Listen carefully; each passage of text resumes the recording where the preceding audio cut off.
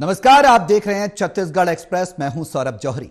Bulletin की शुरुआत करेंगे बड़ी खबर के साथ, जो कि छत्तीसगढ़ से है। छत्तीसगढ़ के स्वास्थ्य मंत्री का बड़ा बयान सामने आया है। 2023 का विधानसभा चुनाव लड़ने का मन नहीं, टीएस सिंहदेव ने यह बात कही है, जो कि छत्तीसगढ़ के मंत्री हैं।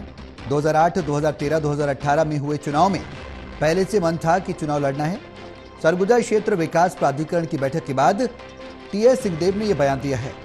स्वास्थ्य मंत्री के बयान के बाद अब छत्तीसगढ़ में सियासी पारा चढ़ गया है और एक सवाल यह उठने लगा है कि आखिरकार स्वास्थ्य मंत्री के इस बयान के क्या मायने निकाले जाएं और 2023 का विधानसभा चुनाव अगर वो नहीं लड़ना चाहते हैं तो उसके पीछे क्या वजह है। क्या तालमेल की कुछ कमी सरकार के साथ हो रही है या फिर कुछ और वजह है जिस वजह से उन्होंने इस तरीके का बयान दिया है। टीएस सिंहदेव ने यह बड़ा सवाल है। बयान के बाद कई सवाल भी खड़े हो रहे हैं, लेकिन एक बात तो साफ है कि स्वास्थ्य मंत्री के बयान के बाद अब सियासी पारा चढ़ने की पूरी आशंका है।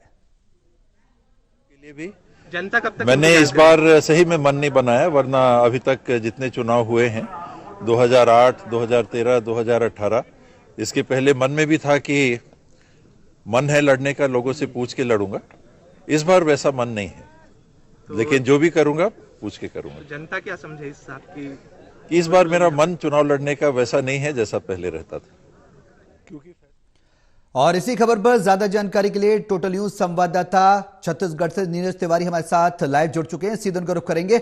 नीरज, स्वास्थ्य मंत्री के बयान के बाद अब सियासी पारा भी चढ़ना तय है और खासकर यह माना जाए कि उन्होंने साफ कर दिया है कि वो अब की बार 2023 का विधानसभा चुनाव नहीं लड़ रहे। आखिर क्या वजह है और किन वजहों के चलते उन्होंने इस तरीके का बयान दिया, पूरी जानकारी दें।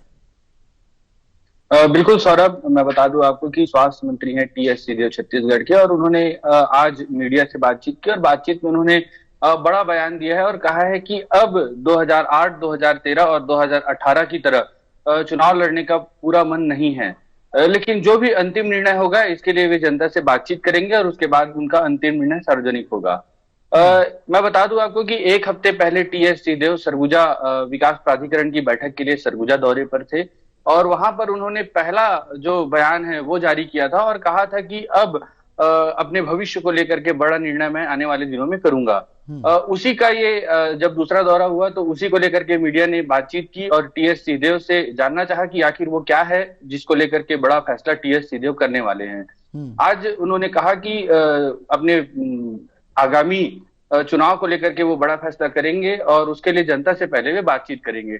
मैं बता दूं 2018 में जब विधानसभा के चुनाव हुए, 2018 में कांग्रेस को अभूतपूर्व बहुमत मिला।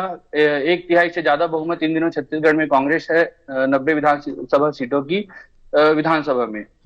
करीब 72 सीटों पर कांग्रेस के विधायक हैं और इस दौरान सबसे बड़ी बात जो चली थी चुनाव जीतने के बाद कांग्रेस के, टीएस सिंहदेव मुख्यमंत्री बनने वाले हैं, लेकिन हुआ नहीं। मुख्यमंत्री के रूप में भूपेश बघेल का चयन पार्टी आलाकमान ने किया और उसके बाद एक चर्चा फिर से चली कि 2.5 साल का नेतृत्व दोनों ही नेताओं को दिया जाएगा। पहले कार्यकाल में मुख्यमंत्री भूपेश बघेल रहेंगे, 2.5 साल बाद दूसरे कार्यकाल का नेतृत्व टीएस सिंहदेव को दिया जाएगा। 2.5 साल बीत गए, 2.5 साल बाद भी इस निर्णय पर अमल नहीं हुआ। लगातार स्वास्थ्य मंत्री टीएस सिंहदेव कहते रहे कि जो पार्टी आलाकमान का निर्णय होगा वो वे मानेंगे।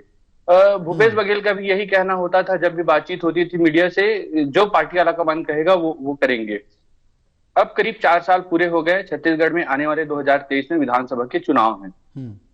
लगातार स्वास्थ्य मंत्री टीएस सिंहदेव यही कह रहे हैं कि अपने भविष्य को लेकर के बड़ा निर्णय करेंगे। जैसे ही उनका ये बयान आज चर्चा में आया है, उसके बाद से जो छत्तीसगढ़ की राजनीति है वो एक बार फिर से गर्मा गई है।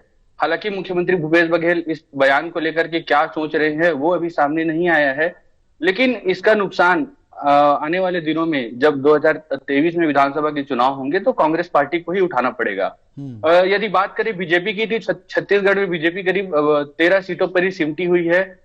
बीजेपी को सिर्फ फायदा ही होना है। यदि टीएस सिंहदेव कहते हैं कि मैं चुनाव नहीं लड़ूंगा और अपना स्टंट वो कायम करते हैं तो बीजेपी किसी न किसी तरह से उनको अपने पक्ष में लेने का प्रयास करेगी और हो सकता है टीएस सिंहदेव बीजेपी के पक्ष में ना भी जाए तो नुकसान कांग्रेस को ही उठाना पड़ेगा। जी सौरभ, बहुत शुक्रिया नीरज। और ऐसे में देखना यह होगा कि आने वाले विधानसभा चुनाव में क्या कुछ तस्वीर निकलकर सामने आती है, टीएस सिंहदेव का पक्ष क्या कुछ रहता है और क्या कांग्रेस उनको मना पाने में कामयाब रहेगी, ये एक बड़ा सवाल है। बढ़ेंगे आगे।